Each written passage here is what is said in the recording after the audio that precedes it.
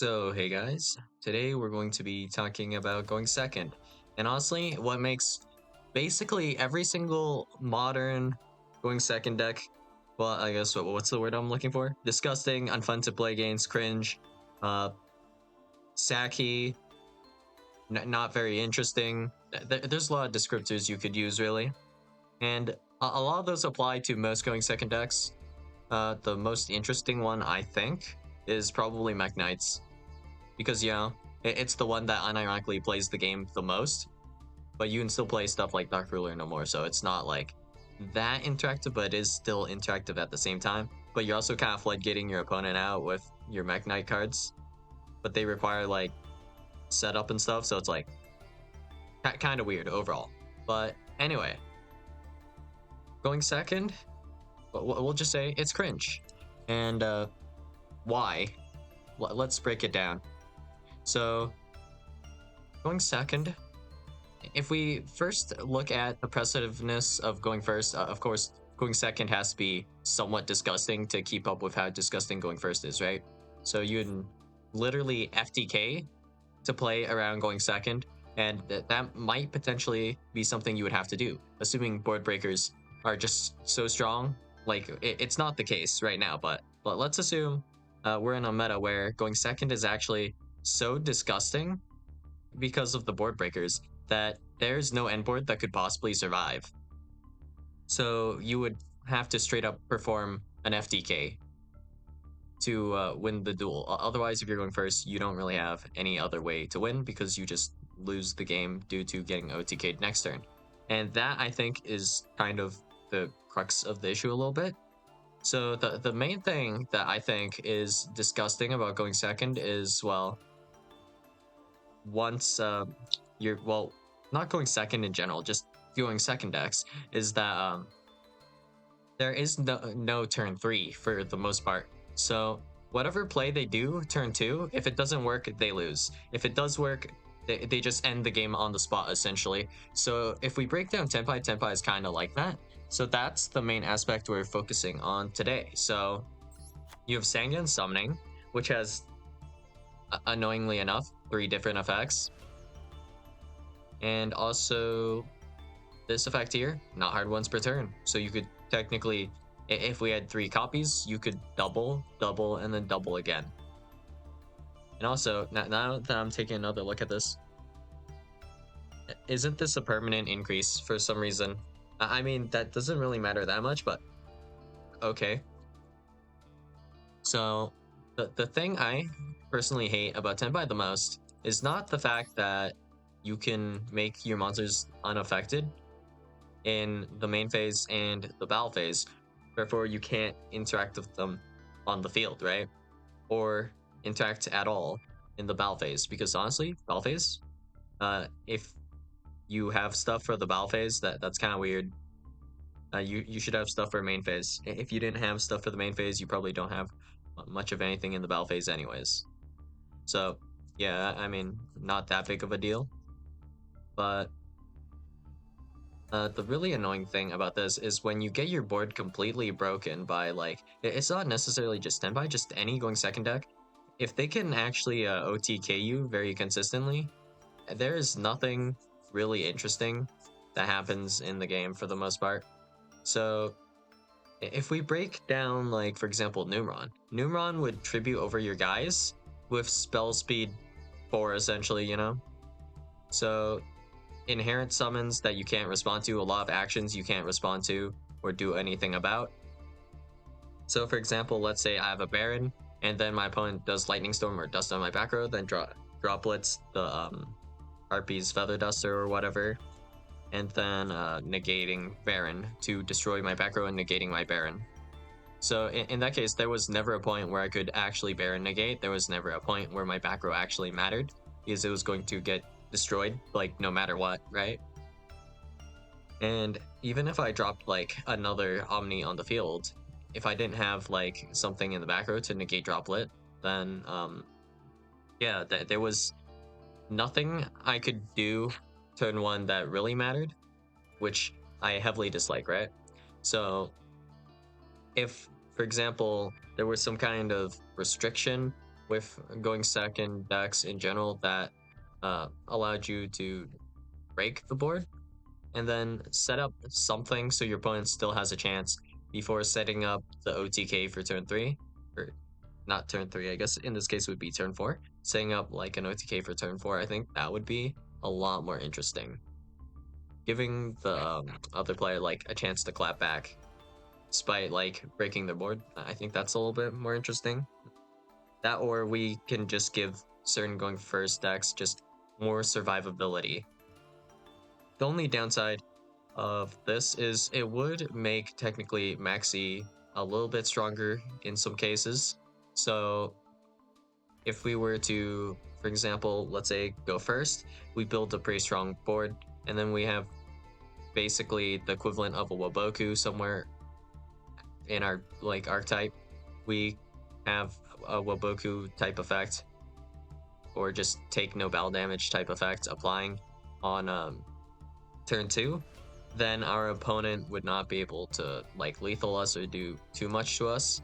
And then turn 3, you know, if we specifically drop Maxi on turn 2 and they broke our board, it's not going to feel great on the clapback too much, but it's not that bad either because you do go through like certain cards. Like sometimes you have garnets in your deck, so you can only do things kind of once.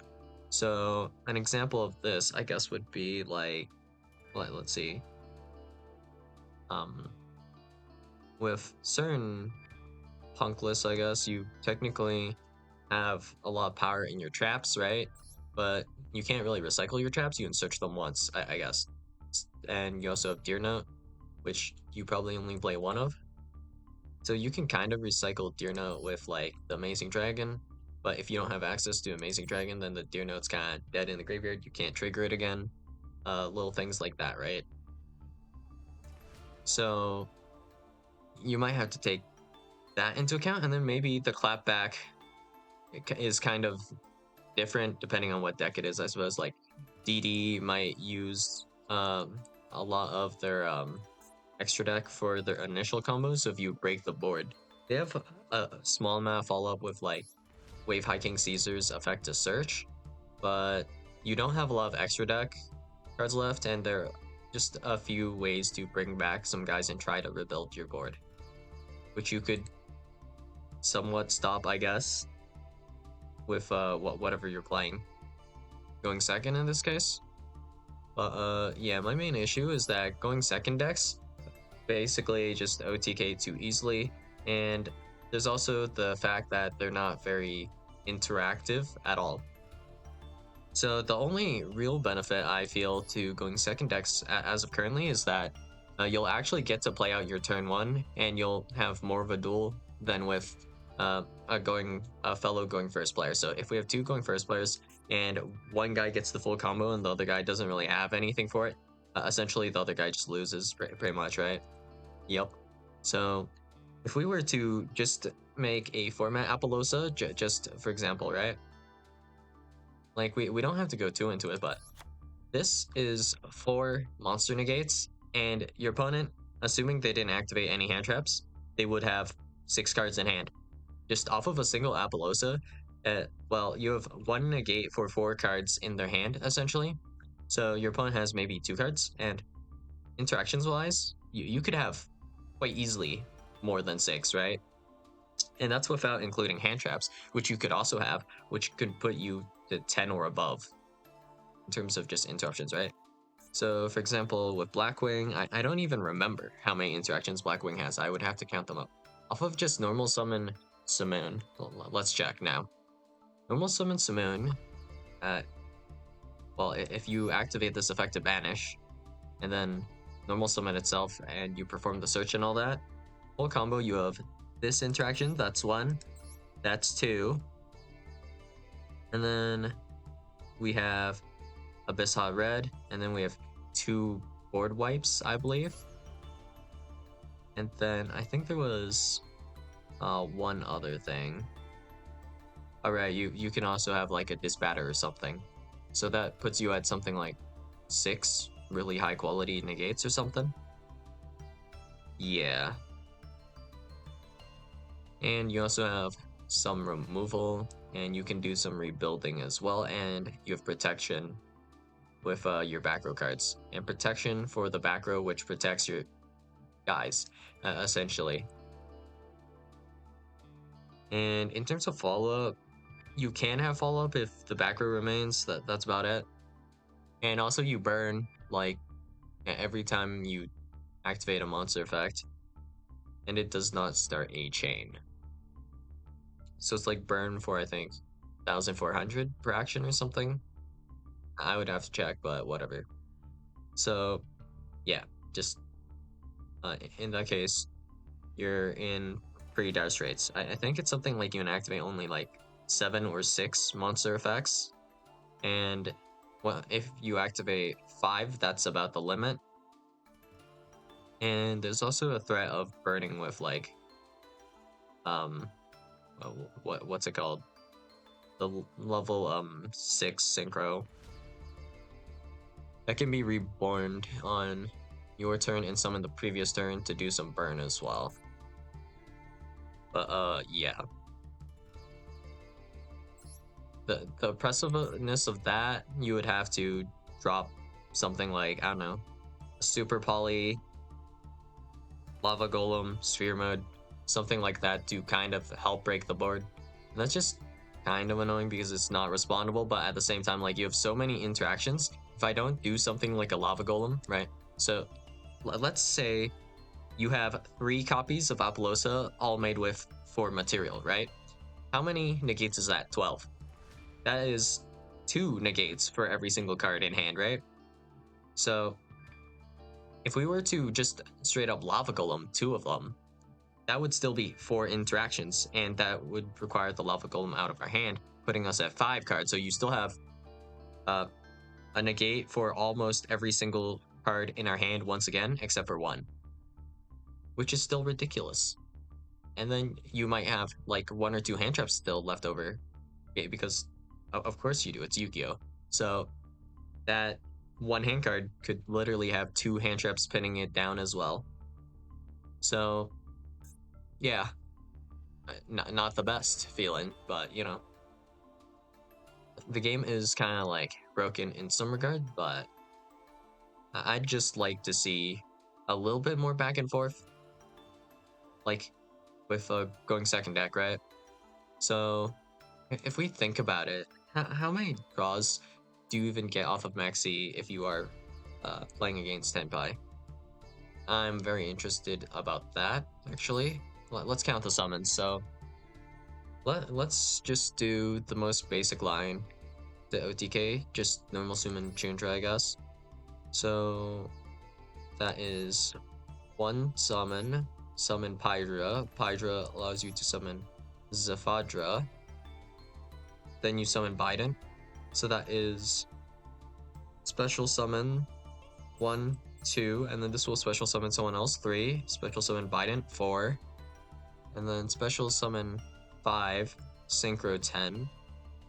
It's about just 5 summons, so in terms of special summons, I think you're dead around this point, around when Biden does the reborn, right? So it's like something like, I guess, like 5, 6 special summons or so. And then you can technically do 1 more if you, no, 2 more, 7 if you bring back Biden and then synchro into another 10 with Biden.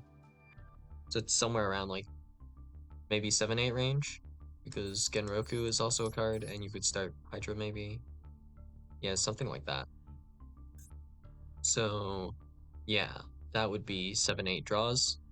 So assuming you hard committed your hand, you would have probably like 1 to 2 hand traps maybe, and then you would be drawing for a turn, so you'd be at, I guess, maybe 8 or 9 cards in hand.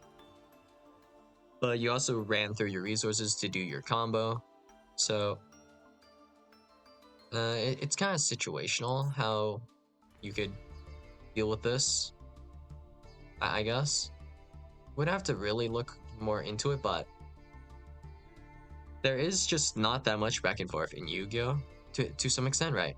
So you just go first, you make like an unbreakable end board or just a really powerful end board that your opponent can't do much about, on the next turn, so you'll end up OTKing on turn 3. Or maybe we can take it to the other extreme. If we look at the other extreme, your going first opponent basically can't do anything, and then you just remove all of their cards, and then you attack them until their life points hit 0. So I think the issue to some extent right here is just that the game, well, part of it is the game is ending too fast. So even if you did have some back and forth elements, because you can end the game so quick, you don't get to really get into some of the stuff. So, like, for example, with Vanquished Soul, you build a decent amount of advantage, but you actually don't have that good, I guess, late game, because you run out of search targets for your cards, and what you can do kind of becomes capped. But something like an Orcust recycles their stuff a lot better than Vanquish Soul, I think, and you have more stuff in the extra deck that you'll eventually gain access to if the game goes on for long enough. So I think, like, if decks played like that, it would be a little bit more interesting. But games taking longer, you could also say, is a negative, because it would add more room for mistakes. The complexity of the game's like pretty high, so it's fairly likely to make mistakes throughout, and single mistakes will be much more impactful in different ways, right? So there are a lot of little mistakes you can already end up making, like if I summon this guy in this position versus this position or this spot on my field, those are potentially misplays. Like if I summon to the middle zone, this can be a misplay for really weird reasons. If I put my guy in attack or defense, it can be really weird. So let's say in this case, my opponent has Lightning Storm, so me putting my guy in attack position is just incorrect and game losing. But that's not the only reason it could be game losing. It could be game losing as well because maybe my opponent has damage reflection and my defense points are actually lower. So if I had my monster in defense instead of attack, I would have just been okay. And then there's other aspects like if, for example, I didn't put my guy into attack position, my opponent actually can make this XYZ monster that is destructible by battle and all that, and they can just make Zeus off of it. But if I summoned all my guys into attack position, they could never have made Zeus, because they would never have an XYZ on field that and be able to do the battle to make Zeus. So essentially, like a billion different things can go wrong with being in attack or defense position.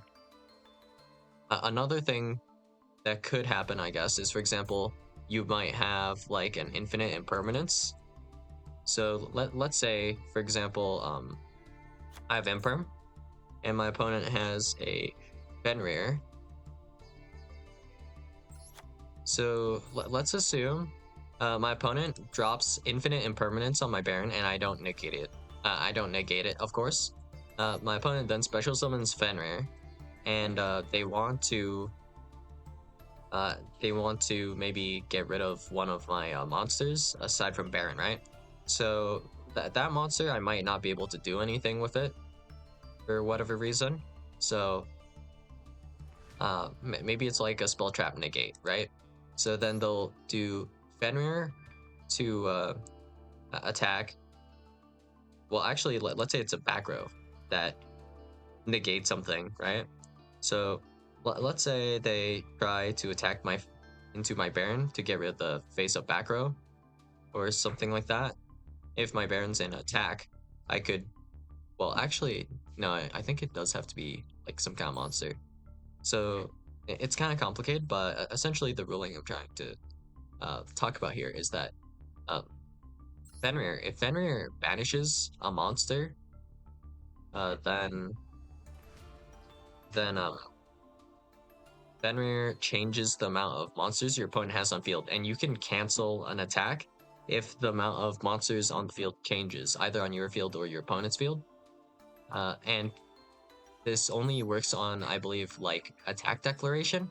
So if that ends up happening, then you can, for example, stop Kishtir Fenrir from stopping attacking by like imperming it and keeping the body count the same. So you have to go through with the attack. I guess the Baron example doesn't fully work, but maybe actually it would be Fenrir trying to force Baron. So you might be able to then imperm Fenrir, and the Fenrir will just like die and crash into Baron in this case. And the Fenrir being gone can matter for something like maybe a Kushtira Theosis that requires Fenrir, I guess. So it gets like pretty complicated that I'm starting to confuse myself a little. But yeah, that's the general idea, right? Of how complicated this game can be and how little mistakes, like, well, it's not even necessarily a mistake because you don't have the full knowledge, but how little things can end up technically being misplaced, right? Well, I wouldn't really call it a mistake because it was unknown information, right? You can only do, well, as much with, well, you can only do as much as you can with the information you have. So yeah, that's about it, I guess. But not really being able to kind of, I guess, have your cards interact too much is kind of annoying, I guess.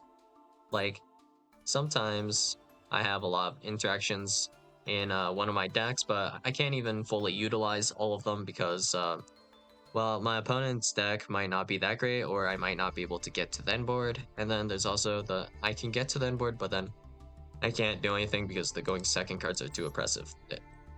There should be like somewhat of a middle ground, I think. But yeah, that's just how I feel about things. And I mean, they're just general things. I don't really have like a solution per se, but it's just more of like what I want personally. So yeah, that's all I got for you guys today, and I'll see you guys in the next video. Bye.